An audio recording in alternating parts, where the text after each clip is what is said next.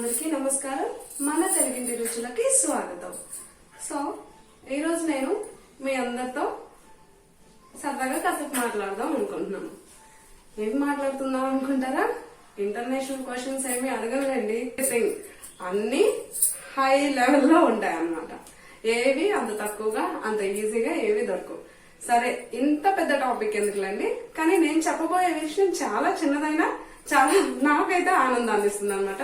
నేను డైలీ ఆకుకూరలు చాలా ఇష్టంగా తీసుకుంటుంటాను. అలాగే వారంలో 2-3 టైమ్స్ మాక్సిమం కన్ఫామ్ గా వండుతాను. నాకు చాలా ఇష్టం అనమాట ఆకుకూరలు.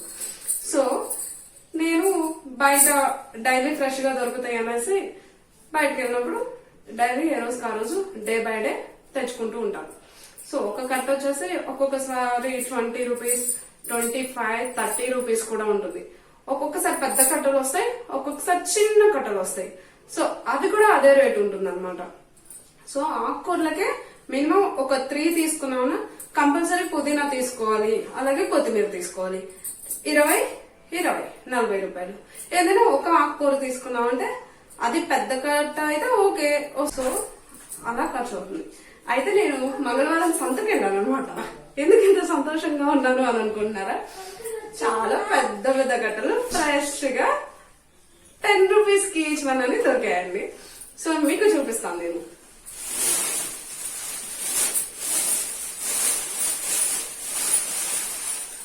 చూసారా ఎంత పెద్ద కట్ట, అలాగే చాలా ఫ్రెష్ గా కూడా ఉందండి. సో ఇది 10 రూపీస్ అన్నమాట. సో నేను 2 తీసుకున్నాను.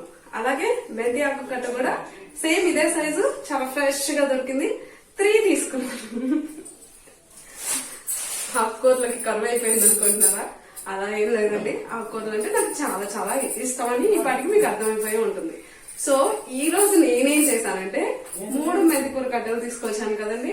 సో దాన్ని ఏం చేయాలి, డిషెస్ చేయాల్సిందే కదా, యూట్యూబ్ ఛానల్లో కూడా పట్టాల్సిందే.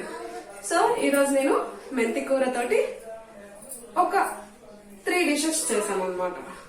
సో 2 చేశాను, ఇంకొకటి చెయ్యాలి. సో ఒకటి వచ్చేసి మేతి అండ గ్రేవీ.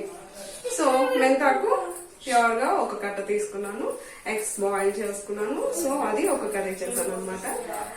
ఛానల్లో అప్లోడ్ చేయడం కోసం, అలాగే ఇంట్లో వాళ్ళ కోసం, అండ్ హెల్త్ కోసం కూడా ఆల్సో. అండ్ ఇంకొకటి వచ్చేసి మెంతికూర పప్పు. చాలా మంచి ఫ్లేవర్ వస్తుందండి ఆకుకూరలు అన్నిటిలో కల్లా. మెంతి ఆకు చాలా మంచి ఫ్లేవర్ వస్తుంది. అండ్ ఇది పిల్లలకి కూడా చాలా హెల్దీ అన్నమాట. మలబద్ధక సమస్య తగ్గిస్తుంది, వెయిట్ లాస్ అవ్వచ్చు, ఈజీ ప్రాసెస్. వారంలో మినిమం 2-3 టైమ్స్ తిన్నామంటే చక్కగా వెయిట్ లాస్ అవ్వచ్చు. డైరెక్ట్ గా మెంతి ఆకును ఇగుర్లా చేసుకుని తింటే ఇంకా గుడ్. అలా తినలేని వాళ్ళు పప్పులో తినొచ్చు. సో రైస్ లో కూడా ఈ మధ్య వెరైటీస్ చాలానే చేస్తున్నారు. యూట్యూబ్ ఛానల్లో సెర్చ్ చేశారంటే మెంతాకుల మీద బోలెడ్ అన్ని రెసిపీస్ వస్తాయి అన్నమాట. సో అన్ని చక్కగా చేసుకుని హెల్దీ ఫుడ్ తినొచ్చు, హెల్దీగా ఉండొచ్చు అనమాట. సో అయితే డైలీ మాత్రం మెంతికూర యూజ్ చేయకూడదండి. సో చిన్న చిన్న సైడ్ ఎఫెక్ట్స్ కూడా ఉన్నాయి అనమాట. అలర్జీ ప్రాబ్లం లాంటివి, యూరిన్ ఎక్కువగా రావడం, ఇంకా షుగర్ పేషెంట్స్ కి ఎక్కువగా తింటే తరచుగా వాళ్ళకి యూరిన్ ప్రాబ్లం అవుతుంది. వాళ్ళకి మంచిది, బట్ లిమిట్ గా తీసుకోవాలి. మినిమం వారంలో 2 టైమ్స్ సరిపోతుంది.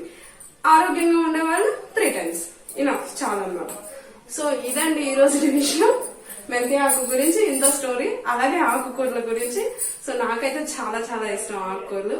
మీరు కూడా తినండి, హెల్దీగా ఉండండి, హెల్దీ డైట్ ని ఫాలో అవ్వండి. Thank you for watching. నమస్తే, బాయ్.